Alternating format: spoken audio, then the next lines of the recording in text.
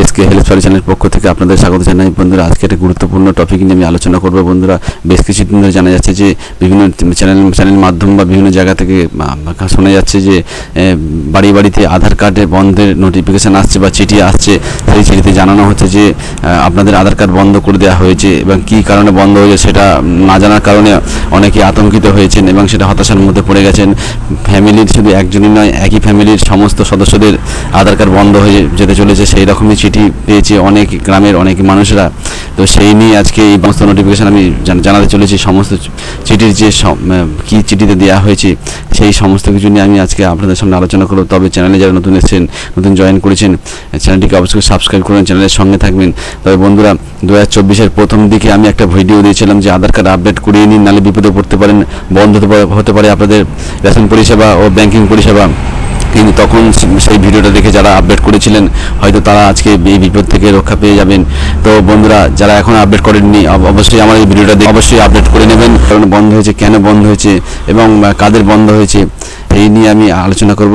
তবে যে সমস্ত গ্রামের চিঠির মাধ্যমে জানানো হয়েছে আধার কার্ড বন্ধ হয়ে গেছে, সেই চলুন দেখে নিই কী বলা হয়েছে। সেই গ্রামের যে চিঠি দেওয়া হয়েছে আধার কার্ড ডিঅ্যাক্টিভেশনের, তাতে কি বলা হয়েছে চলুন দেখে নেওয়া যাক।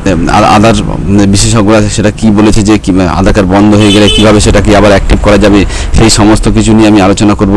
তবে ভিডিওর সঙ্গে থাকবেন, চ্যানেলটিকে স্কিপ করে যাবেন না। আধার কার্ড ডিঅ্যাক্টিভ, এক ফোনেই চালু হতে পারে ডিঅ্যাক্টিভ আধার কার্ড। জামালপুর কাণ্ড দেখে পরামর্শ বিশেষজ্ঞদের, বাড়ি আধার কার্ড বাতিলের নোটিশ পাঠাচ্ছে কেন্দ্র। পূর্ব বর্ধমানে জামালপুরের 60 জন পেয়েছেন আধার কার্ড বাতিলের চিঠি। এই ধরনের চিঠি পেলে কি করা উচিত বা কোথায় জানাতে হবে এই অভিযোগ। এই নিয়ে জল্পনার মধ্যেই জানা গেল আধার সংক্রান্ত একগুচ্ছ নিয়ম কানুন।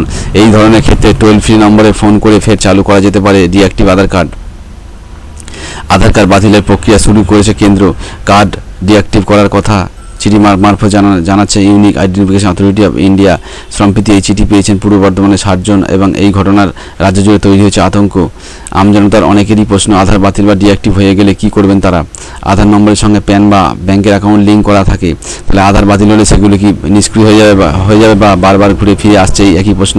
তবে আধার বাতিল বা ডিঅ্যাক্টিভ হলে আতঙ্কের কিছু নেই। এক্ষেত্রে সবার আগে টোল ফ্রি নম্বরে ফোন করতে বলা হয়েছে ইউআইডিআই এর পক্ষ থেকে। টোল ফ্রি নম্বরটি হলো 1947 নম্বর। এর পাশাপাশি এই ধরনের ঘটনা গ্রাহকদের অবিলম্বে বাড়ি সংলগ্ন আধার সংশোধন কেন্দ্রে গিয়ে বা সেন্টারে যেতে বলা হয়েছে, সেখানে গিয়ে আধার তথ্য আপডেট করতে বলা হয়েছে। সেক্ষেত্রে ফের এই আধার নম্বর সক্রিয় করা হবে বলে জানা গিয়েছে। উল্লেখযোগ্য, ইউআইডি-এর 28A ধারা অনুযায়ী জামালপুরবাসী 60 জনের আধার কার্ড ডিঅ্যাক্টিভ হয়েছে। মূলত বিদেশি বলে সন্দেহ হলে বা বাসস্থান সংক্রান্ত উপযুক্ত নথি না থাকলে এই ধরনের প্রযোজ্য হয়। 28A-তে আধার বাতিল হলে ফের তা চালু করার সুযোগ রয়েছে। সেক্ষেত্রে গ্রাহকদের আধার কেন্দ্রে গিয়ে অবিলম্বে বাড়ির ঠিকানা আপডেট করতে হবে বলে জানা গিয়েছে। পাশাপাশি দিতে হবে নাগরিকত্বের প্রমাণও। এর জন্য বেশ কিছু নথি জমা করতে হবে তাকে, যা ভেরিফিকেশনের কাজ হয়ে গেলে ফের চালু হবে বলে জানা গিয়েছে। আধার কার্ডের সঙ্গে মোবাইল লিঙ্ক করা থাকলে ঘরে বসেই আপনি এই আধার আপডেট করতে পারেন। সেক্ষেত্রে তার আধার এনরোলমেন্ট সেন্টারে যাওয়ার কোনো দরকার নেই। তবে ডিঅ্যাক্টিভেশন বা বাতিলের চিঠি পেলে এই ধরনের কেন্দ্রগুলো যাওয়ার পরামর্শ দিয়েছেন বিশেষজ্ঞরা। তবে দীর্ঘদিন ধরে আধার বাতিল হিসাবে ফেলে রাখলে প্যান বা অ্যাকাউন্টের সঙ্গে অ্যাকাউন্ট বন্ধ হয়ে যাওয়ার সম্ভাবনা রয়েছে।